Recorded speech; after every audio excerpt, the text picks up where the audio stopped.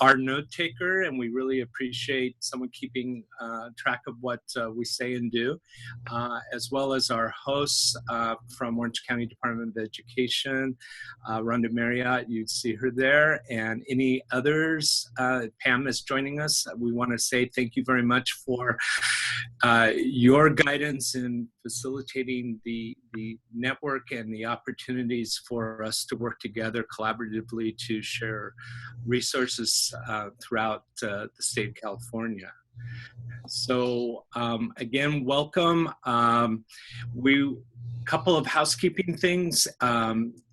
You're probably very familiar with Zoom, but if you need to mute your settings because you have some outside interference, please make note of that as being a good thing to do.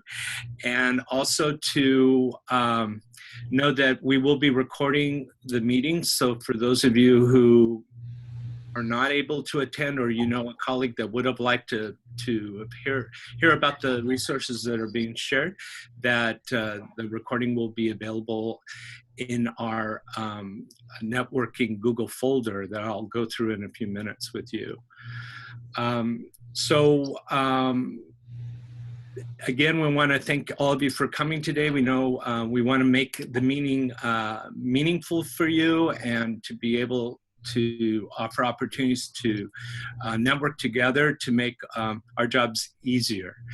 And that's really the why of the UDL network. And we are, I know most of you are very involved in MTSS, and we know that the UDL component is important in order to start creating the real all means all in the classroom. I am excited about this because it offers an opportunity to really look at how we address all students in the classroom. So with that being said, we have an agenda today that is really about sharing the work that we do and to be able to network with one another and have a place to, build contacts. And I think that's the important piece of the work that we're going to do together today.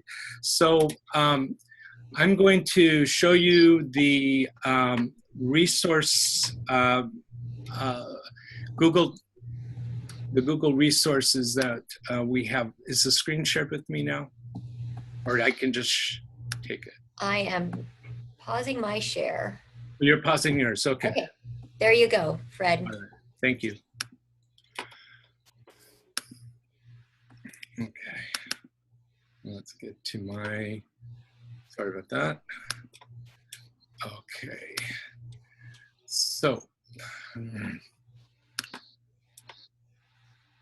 all right, so are you all able to see the COE UDL network? Yes, I can see it. Okay, good. Okay, so this is where, and thank you, Rhonda, for managing this for us. This is where we have, all of us have privileges here to be able to add resources. And to keep in mind that if we are editors, we have to be cautious of being sure that we are respectful of what is already here, and to be careful not to delete something because that can easily happen.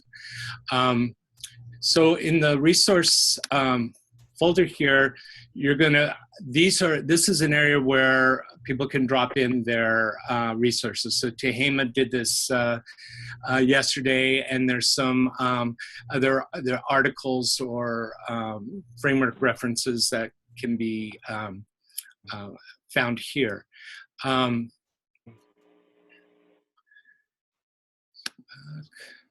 The meeting for today, you can see that there is a August 7 meeting day here, and in this folder, this is an area where we can drop in new information. Am I right on that, Rhonda? That's correct. So we'll add to it as we go. So all of today's resources will be placed in that folder. Good. So that's just so you know where that is.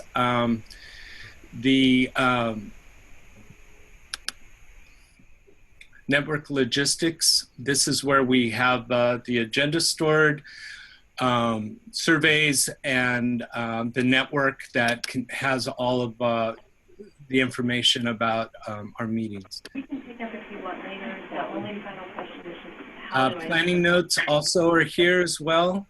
And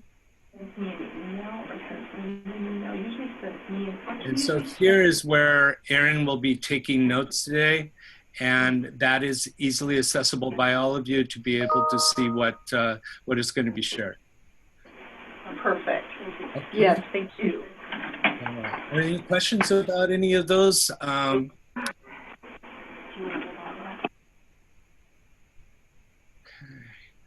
All right.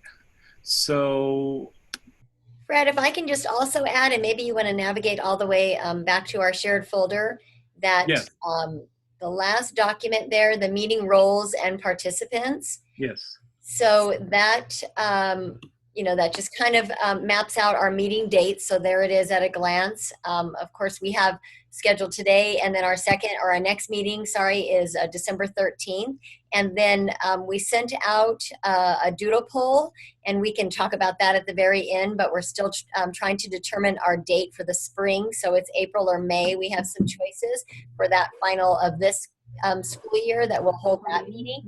And then down at the bottom, we have our all of our participants. So all of these individuals that are currently on here, you'll notice the check mark in the far right column. I've added them to a constant contact. So then that's our way of sending out reminders or anything that we want to share. So if your name is not on here, or you know of somebody that is interested, please add their name. Don't put a check mark on that far right column. I'll go ahead and put that check mark once I add it to constant contact. But that'll be the best way for everybody to be up to date on all that information. Right.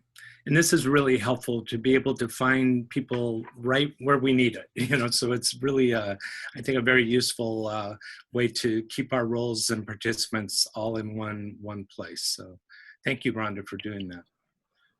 Rhonda? Yes. So would you like, we have both Jackie Roach and Laura Ortega that are attending from Tehama. Would you like them to send you an email, send the email to you to get on the participant list?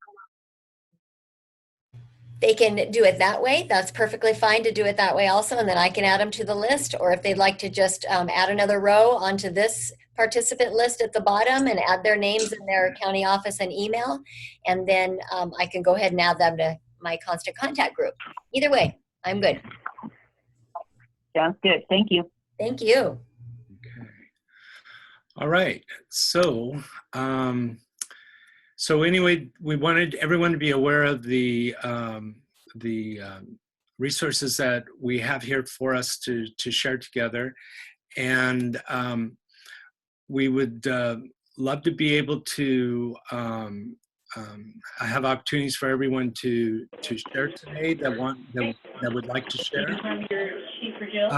One person in mind that I believe had to leave early today is Lisa Lemus on the call with us. Yes, hi Fred. Hi, Lisa. How are you? We're good. Thank you so much. So I want to be respectful of the fact that you needed to leave early, but you had some information that you'd like to share with us. Is there? Thank you. You're on the perfect screen, Fred, Am I? because I dropped the framework reference right into that resource folder. So if you click on the PDF that says Universal Design for Learning Framework Reference. Yes. This is the document that I wanted to share with everyone. We've used it in several conversations. It's a hyperlinked PDF. And so in all of the content area frameworks, if you hover over the page numbers, so if you go to computer science and hover over the page numbers, or the math frameworks and hover over. Right. Yep. You should be, it'll send you a direct link to that framework. And the page reference shows where UDL is specifically called out within that content framework. So this is, go ahead, I'm sorry. This is I was just going to say, this is really helpful when speaking with curriculum CNI folks from districts, because UDL is called out in every framework. And while our VAPA framework, our current VAPA framework is the oldest, it's to be updated soon. And the national arts framework does specifically reference UDL. And so the new California arts framework will also reference UDL. So. Great. Yeah, let me go ahead and demonstrate this. So if I was, looking at the science framework, hovering over the pages as Lisa mentioned, will open up to specifically where you tells you the pages that UDL is actually referenced within the framework itself. So right here, you can see where that information is very helpful, because it will help to guide the work that we're doing, because it isn't just a one more thing. It's something that's embedded in all of our curriculum frameworks. Applaud you for this. This is a really nice document. Thank you. Thanks, Fred. I hope it's helpful to people. It's been helpful to us in conversations, and we've used it in our PL series as well. So. Okay, great. Okay. Did you have any others that you wanted to share with us? That was it. That was it for today. Okay, great. Well, I know you're in a hurry to get to your next meeting, so we want to thank you for presenting. Thank you. So there is something I would like to share. I have I did a training for one of our KDS site in Ripon, California, Ripon Unified School District in June. And they were my first training on UDL, since they are a UDL, an MTSS district-wide. So they were interested in starting up a trainings, which I helped back in June. What I like to do when I do trainings, some of you like to use Padlets to share resources. I use the Livebinder. I've been using this for a few years, and it's really helpful information. If you're not familiar with Livebinder, it's really a digital digital binder where you have access to various content, whether it's Google documents, PDFs, video. So I put together a UDL toolkit for the school districts to use that has, every bit of information that I could locate at the time to be able to share with them. The one thing that I would like to share with everyone is this area called the UDL guidelines. And I know you're all familiar with the CAST document, looking at the principles and guidelines for UDL. But I think it's Brad, I'm sorry to interrupt. Can I just request that everybody mute their own either cell phone or their computer? We're getting a lot of feedback, and we want to make sure that we can hear everything that you say. Sure. Thank you. Yeah, thank you. Thank you, Rhonda. So this part I'm especially like, because as a learner myself, I have different ways that I like to learn things. And I think when we go into trainings, if we use an approach that we need to look at UDL with our audience of teachers and administrators we're working with, it helps people engage. So I'm just going to click on these links here that are under the table of contents. And I'm sure that when you see this, you're going to say, oh, yes, I've seen this before. This is the UDL guidelines that, and you've probably seen the video by Dr. Rose, and how this document gives you examples of each of the areas or each of the principles here. So you can actually click and find examples of how to do this. Another way of looking at this, which I thought was really interesting, was our Sanger School District had a different approach to looking at the guidelines. And I like this because you can just hover over the markers and you can actually see different examples of how these guidelines are actually in place, or what teachers are doing to bring their kids to become expert learners. So that, I thought, well, that's kind of innovative. I like that approach. That appeals. And then another one that I found that I thought was interesting, and I clicked the wrong one, excuse me. This one here. This one is a website called UDL for Teachers, and they have every principal with a video attached to it. So if I'm wanting to give somebody kind of a quick overview, or maybe I want them to watch something before we start a particular part of the guidelines, this was another way of approaching them. So this I thought was an interesting tool, because not everybody wants to just read through the guidelines. Some people want to be read to, some people want to be able to see pictures, some want to have video. So that's my my share today. So I'm looking forward to hear some of your shares today. So, are there any questions about that, by the way? What a great body of work, Fred. That is so fantastic. Great. Is that Donna? That's Donna, yeah. Hi, Donna. Hi. Yeah, Donna. So, in fact, since you're on the call right now, you and I had a discussion about sharing one of the tools that Dr. McKenna, James McKenna, had put together. Is that right? Sure. Yes. Yeah. And I have that in my Livebinder. So if hang on a second, I'll locate that, Sure. and that way you can share that with us. Okay, no problem. So just a little background about how this tool came to be. So we offer a 5-day, well, 4-day this year training we call it Dashboard to Desk. And we kind of use a MTSS umbrella sort of to take a look at dashboard data, and we work all the way down to classroom practices. And so James, Dr. McKenna, comes on one of the days, and he talks about universal design for learning. And James is he thinks a little bit differently than I do. I'm more old school with handouts and stuff, but he put together this great Padlet, which is perfect because I'm also learning how to use Livebinders, and we do use those as well. This just kind of organizes the information in a different way. So all of the stuff that he has here, we were able to have our participants access at the training.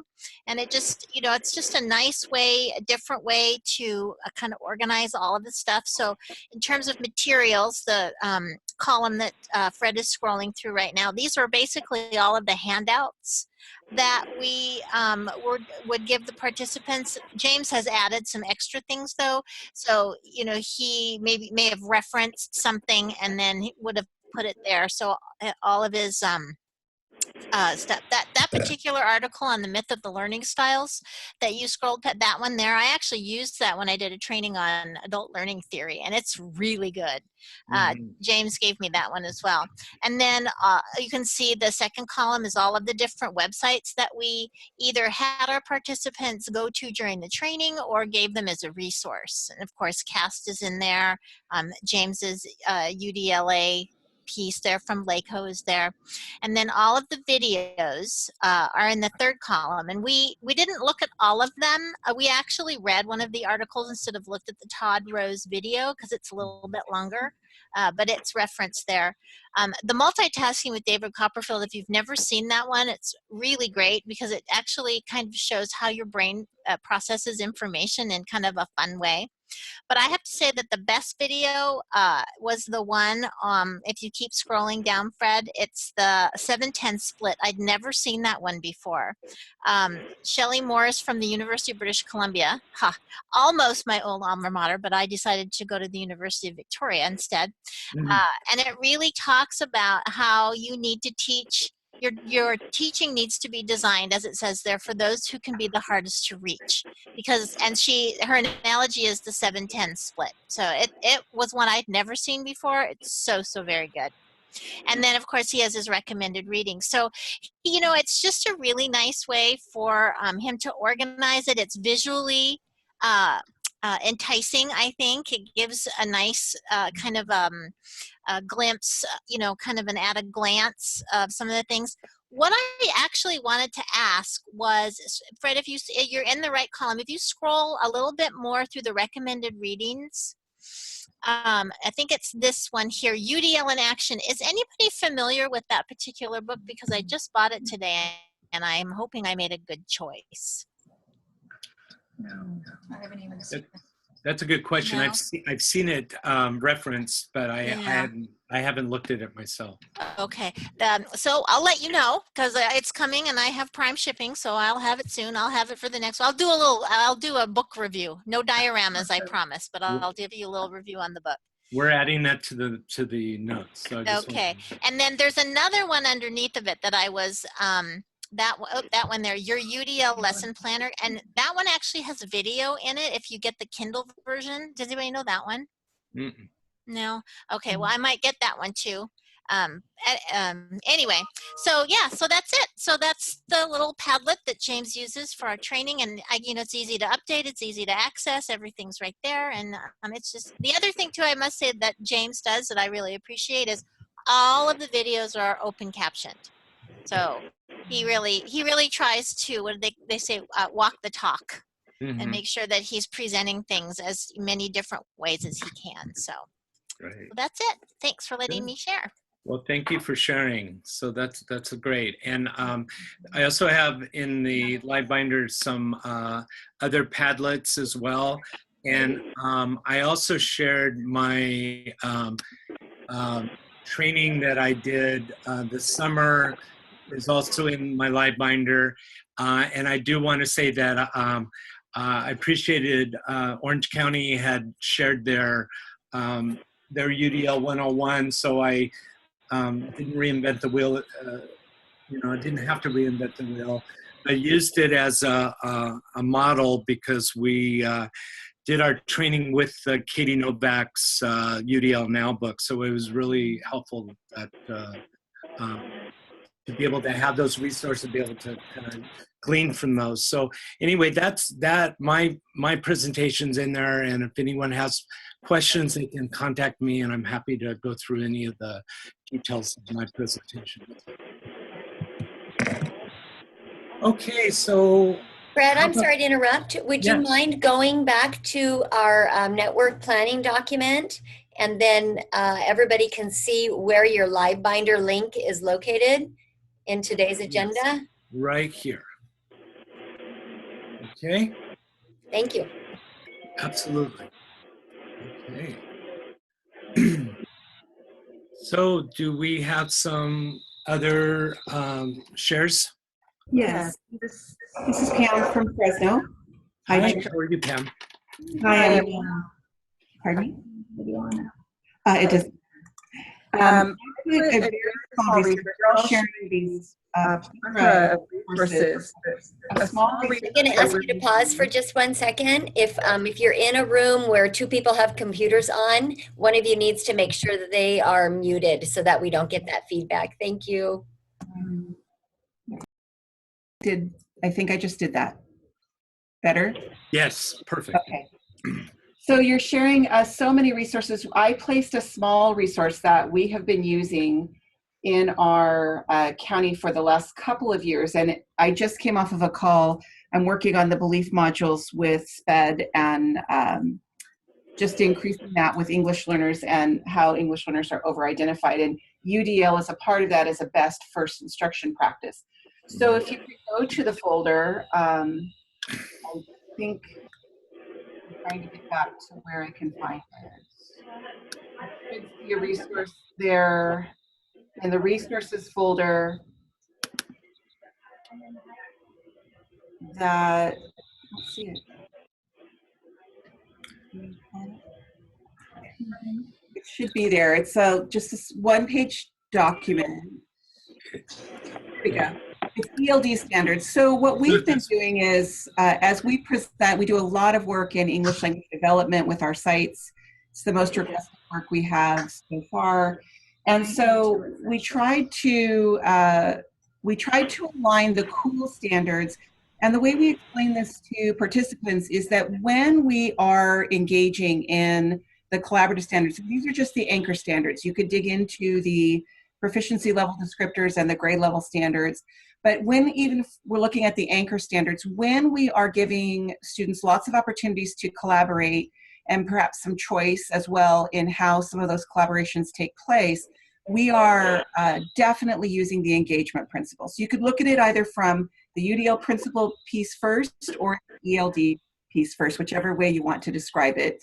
We are engaging, we provide engagement for students when we are having them collaborate in meaningful ways together. Then we break down when we are, when students are working to interpret content, we have to provide multiple means of representation.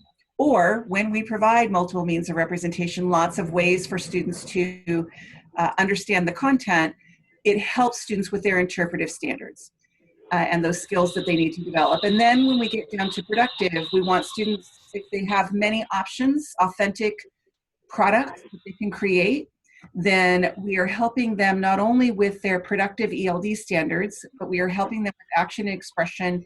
And we're helping them be strategic, especially if we're adding to that metacognitive discussions with them about how did that work for you?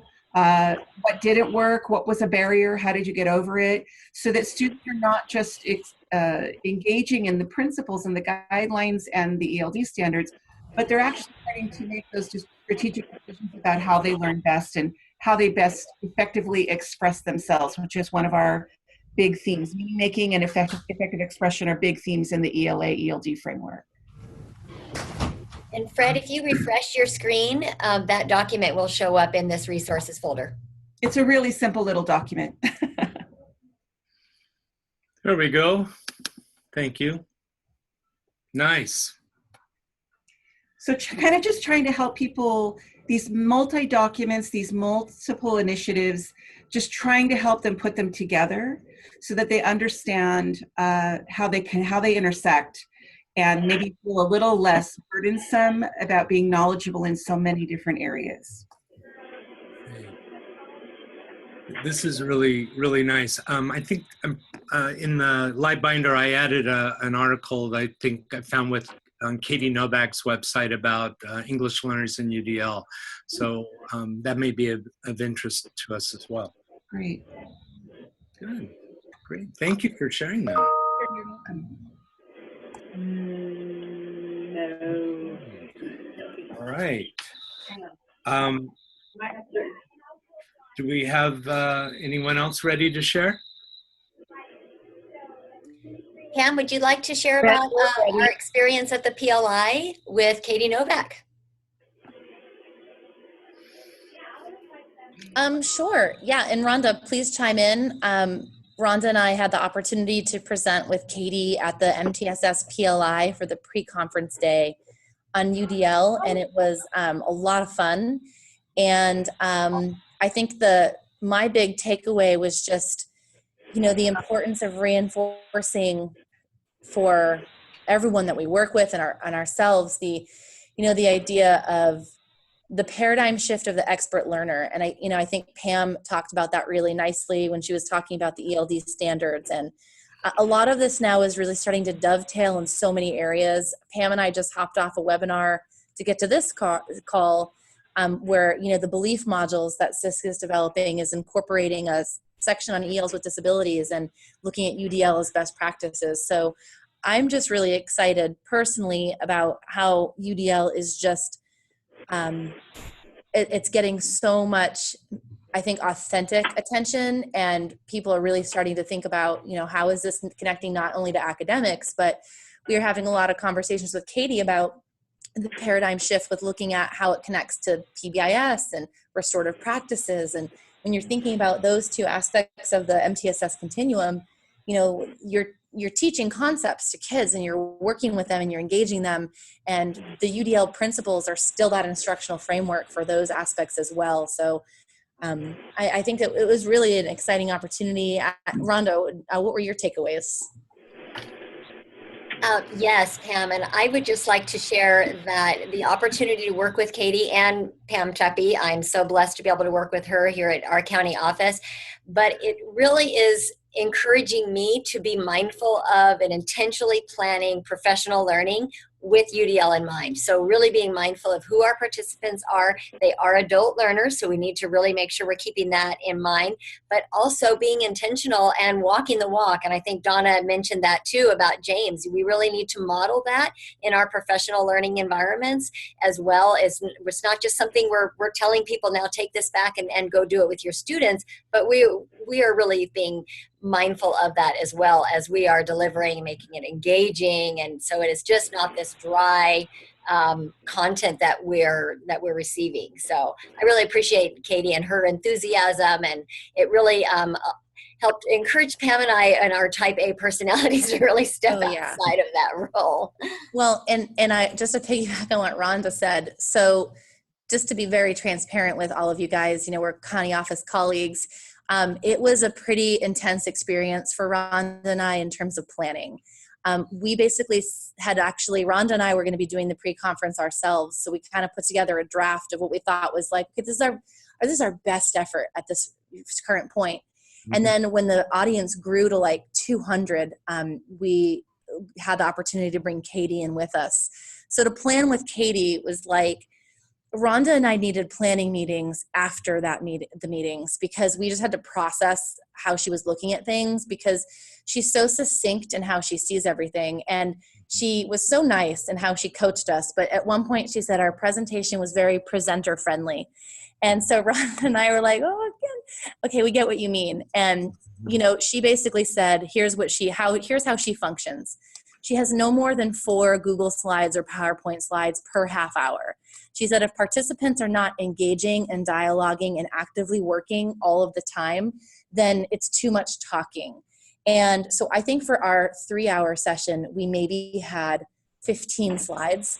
And that really changed how I look at PD now, because I always, like less is more, but I think we do err on the side sometimes of delivering content.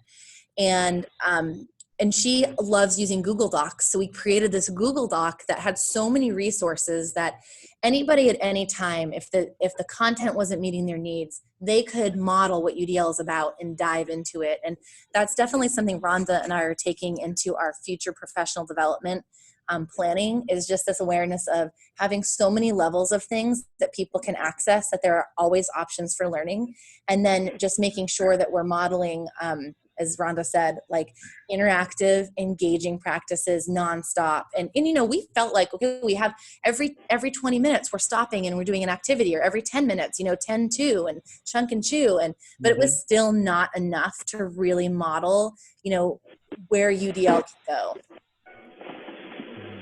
I don't know if any of you in the audience today were participants or in the room, but I was, and I was mentioning this to Rhonda earlier. It was one of the most entertaining sessions I've ever been to. There was a lot of thought. Please enter your passcode. There was a lot of thought put into the audience and engaging us. And I'm sorry, I did not get your passcode. Please try again. I'm not sure who's doing that. But anyway, just wanted to comment on how well it was planned. I'm sorry, I did not get your passcode. Please try again. That's not me, is it? Hello? Did I lose connection? I'm sorry, I did not get your passcode. Call back when you can remember your passcode. Goodbye. There's a recording coming on. I'm not sure whose phone that is. Anyway, again, it was really a thrill to see Katie again. We've had her here at our county office and worked with her, and but I walked away as well with the notion that we have to spend. We have to be sure we engage our audience and give them processing time and really honor that. And I felt really engaged in that whole process. So you guys did a wonderful job. Just wanted to give you kudos. Thank you. Appreciate that feedback. Yeah. Good. Is there anyone in the chat box that would like to share do we have any volunteers? So I just wanted to mention we had a couple of requests to post the link to our shared folder. So I put that in the chat box a couple times. So if you just click on chat and then scroll through, you'll be able to find the link that will get us to the shared folder that Fred is working off of, where you can find this agenda.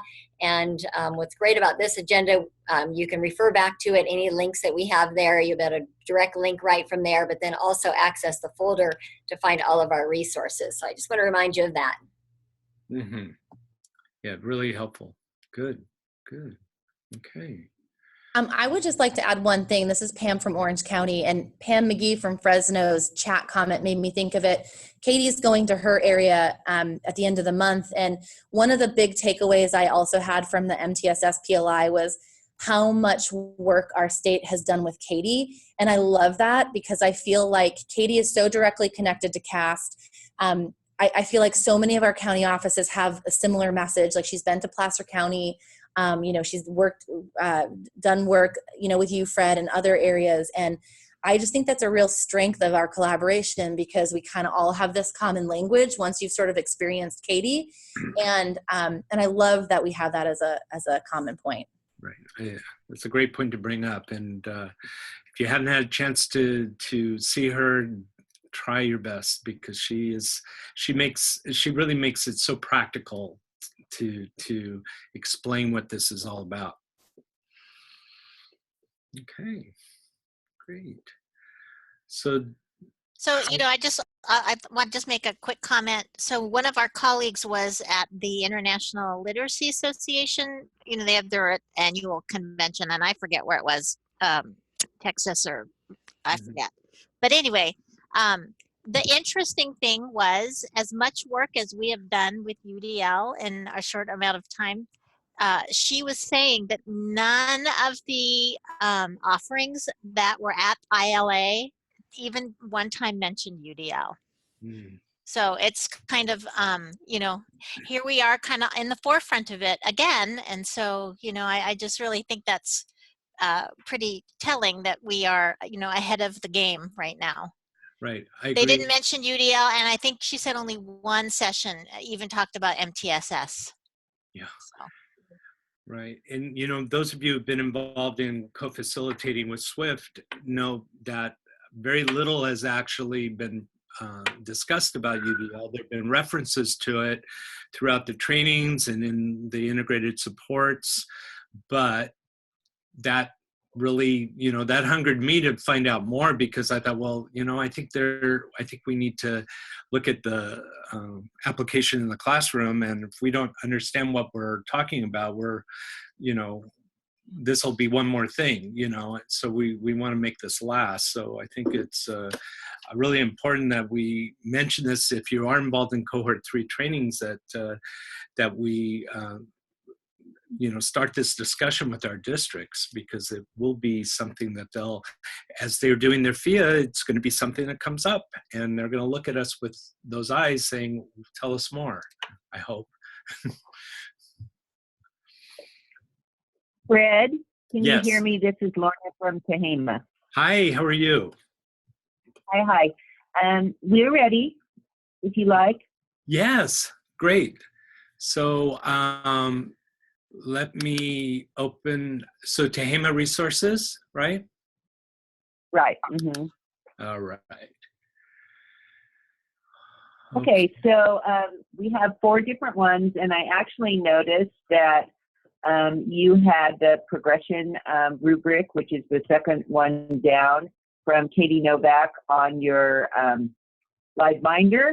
Yes. But this is one of the things from CAST that's been really helpful, and we've used this, actually we've used a different version, but you could use this to have teachers self-assess where they're at, and then come back later after they've implemented some UDL in their classroom, and maybe reassess at the end of the year or some other time. The other document is the third one down, that is actually a document from North Carolina High School. And so, again, it's a progression with a few more levels from the Katie Novak one, and a little bit different.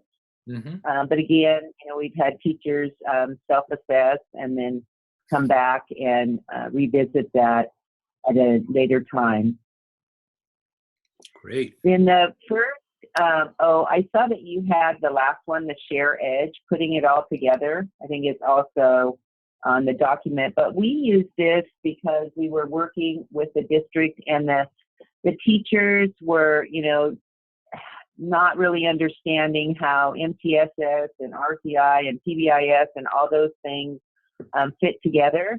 So this was a good article that we used to help them. We did a jigsaw, and they talked about, how it fits into MTSS and why it's important, and kind of what it does in that whole realm of multi-tiered systems. And then the first one is a planning tool that we developed, and Jackie's going to talk about it. So there's like a ton of lesson plan templates for UDL, and I saw a couple on your Livebinder. And so what our team did was we had been working with the district on kind of going over and kind of going in depth to all of the principles, and we really wanted to give them something to apply those principles in an intentional way, not just I'm going to do a UDL strategy because we're doing UDL now. So a lot of what we did in this one, we were just really intentional in asking questions to make people think about what they were choosing and why, identifying those barriers that students have. And so there's the top part is the outcomes. Hang on just a minute. Fred, can you put that on the screen? Yeah. Is that going to be, do I have that document? It's the top one. This one? Yeah. Here we go. So looking at clear outcomes first, connecting it to their lesson objectives and their standards. And then that second piece is thinking about the different types of learner variability within your classroom, and thinking about those before we get into addressing the principles and how those are going to relate to what we're going to do in our instructional steps. And then there's a reflection piece. So we kind of mishmashed a couple that we had found to make it be really intentional about choosing UDL strategies for a purpose, not just to do them. So that's important. Great. Great. That is really nice. Would it be all right for me to put that on the Livebinder as well? Yeah, sure. Great. That's a really nice, clean way to look at this. There's many variations of templates, and I know Orange County has used some, and I've been looking for others, and it's really nice. So if we do come up with some kind of a pool of these, it would be really great to share in our resources with one another. And I would just like to, going back to the putting it all together article, I thank you for highlighting that, Tehama, and that's something that we use in Orange County as well. And I would just like to say that if you are an MTSS cohort training facilitator, when you get to the section when we're talking about the continuum of supports, and it's really highlighting that UDL differentiation, and it's all an integrated approach. This is an excellent way for a facilitator to really understand and own that information and really drive that home. So we're not saying, here is another thing we need to do. It's all aligned, and both frameworks work together to support the whole child. And so I think this is an excellent read if you have not. And it's also a good, during that training series, if you'd like to refer your participants to this article, it just helps to deepen that understanding, and it's an easy read. Right. Hey, I wanted to share one thing about this article. So during your pre-conference or pre-conference session with Katie Novak, you offered this as a reading, but you also had it, I believe maybe it was Pam who narrated the documents so that I could listen to it instead of reading it. So that was a really great option for some of us, because some of us wanted to be read to that day, and it wasn't, you know, it was work, I know, to put that together, but it was really a great option for the audience, and kept people engaged in the reading itself. So thank you. And Pam, can you elaborate on your process on doing that? Didn't you use Zoom to do that? Yeah, I just use Zoom, and in fact, I can probably in the chat box link to those audio files so people don't have to reinvent the wheel. I mean, you have to listen to me, so that sort of it sucks. But and I also made a couple mistakes, but I was like, I'm only going to do it once because I just need to get it sort of done. So you certainly could polish it more, but I'll put those links in the chat. And the other thing I was going to say is Rhonda and I use this all the time, as she said, and we love it. So I'm so glad Tehama County has been using it too. I think it's a great resource CalStat put together. We always put the caveat as because it came from CalStat, it has a little bit of a special ed sort of focus. So we want people to just realize that all of these things are still gen ed functions. And then the other thing I wanted to add to the lesson template that they had, which was awesome. I love that. Thank you, Fred, for putting it in your live binder. I put a link in the chat, the group chat, to a lesson plan template that Katie Novak had shared with us too. So if you want to add that, Fred, maybe there's like we can have several templates in your live binder, which is quickly becoming an amazing clearinghouse of all of our resources. Right. But I'll go ahead and link to those 3 audio files in the chat box right now. Great. Oh, one other thing I wanted to say, and I apologize, I'm saying another thing. Rhonda and I, there's a 2-page document called Connecting the Dots with MTSS and UDL. And Rhonda and I just started using that in some of our trainings because they were really short trainings, so we didn't have time for the longer putting it all together article. So Rhonda, maybe you could link to that article too, because depending on if people have more or less time, that's a really short and sweet option for kind of connecting UDL and MTSS. Right. And that was in at the PLI conference in our folder, and I just printed that yesterday. Connecting the dots. I can add that easily to the Livebinder. It's quick, easy reference, and I believe we'd be able to keep those links live that are on the second page. So yeah, great stuff. Good. Okay. So any other shares or feedback or questions? This is a great time to just talk about. I have a question. This is Donna. Yes, Donna. I was wondering, because I don't see it on the document, which edition did the Putting It All Together article come from? Oh. I know it was the CalStat Edge, but which one? Oh. Spring 2015. Spring 2015. Thank you. Yeah. And you can actually find this, you can actually Google it and find it if you have patience to do it. I found it again. I said, oh, I have that document. That's good. So it is accessible if you're, but it's a really good document. I've used it too in trainings, and really helps develop the conversation about MTSS being the organizational framework of all the great stuff we're already doing. So it doesn't appear as one more thing, but a way to keep it all organized. So great, good. Any questions from anyone right now?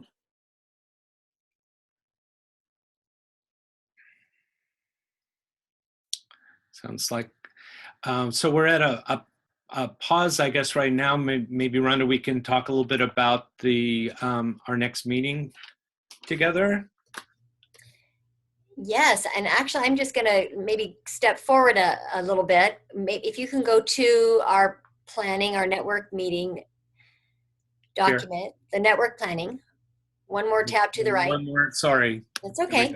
There we go. And so if you go down to the section where we are talking about doodle poll to determine, go down a little bit more. Am I up or down? down, go down. Down, sorry. It's okay, right there is good. There we go. So there is a doodle poll. We are thinking of not our next meeting, but our meeting in the spring. We have some dates there in April or May that we would like to see where we can get the most people it's convenient for. So if you could complete that doodle poll and provide your feedback on that, and then we can determine that meeting date. It will be the same Zoom link that you access today's call. And then our next meeting is scheduled for December 13th at 10 a.m., same Zoom call. So that meeting is already on the calendar and scheduled. And then we just need our final meeting for this calendar year in either April or May. So please complete that doodle poll and then we can determine that date. Right. So you can pop those Zoom links in your calendar. Right. And then, of course, I'm sorry, we'll go ahead and send out reminders to everybody as well as those dates get closer. Sure. And also, do we have someone who's volunteered to facilitate the next meeting? I don't think we do. So, okay. So that was the one in December, is that what you're talking about? Yes. Was it James? Yeah, from LA? I believe so. I believe so that he expressed interest in doing that because he couldn't join us today. Well, if he's not here, then I guess it should be his job. I think so. I'll nominate him. I will be so happy to tell him too. Good, great. Well, I think it would be really great because James has so many resources and experiences with his modules and I think it just will take us to another level here. So I'm really excited that he'll be joining us. And I believe that he's actually in Boston at a UDL something or other right now too. So he'll probably have lots more resources for everybody, I'm sure. That's great. That's good. Good.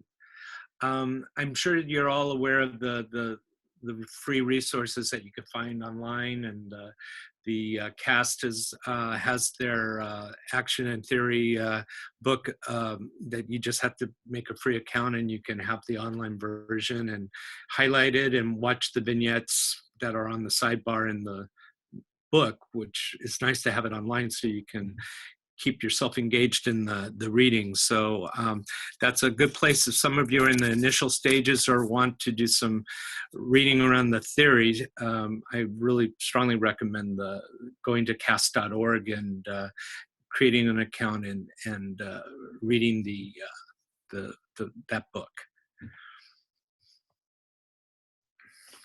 Okay. All right. Is there anything else that we can share with you today or questions that come up? Is there anything else in the chat box to make note of, Rhonda?